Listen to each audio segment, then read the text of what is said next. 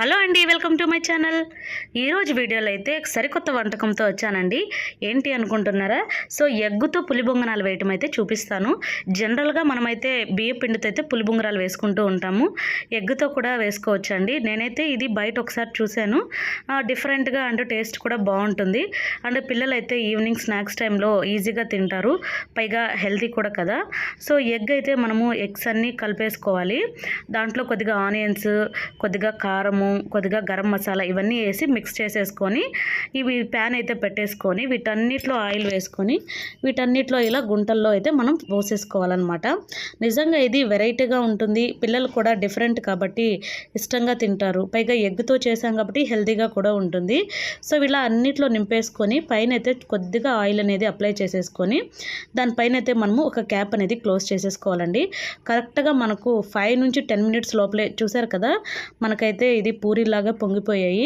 So వీటిని అయితే ఇప్పుడు మనము ఉల్టాగా తిప్పుకోవాలండి. ఎందుకంటే మనకు రెండు పక్కల ఇవి ఫ్రై అవ్వాలి కాబట్టి. సో అటు నుంచి ఇటుకి అయితే తిప్పుకుంటూ ఉన్నాను. మధ్యలో ఉన్న వాటికి ఇక్కడ ఫ్లేమ్ అయితే ఎక్కువగా వస్తుంది. సో అందువల్ల కర్రీ కొద్దిగా మాడినట్టయితే అనిపించాయి.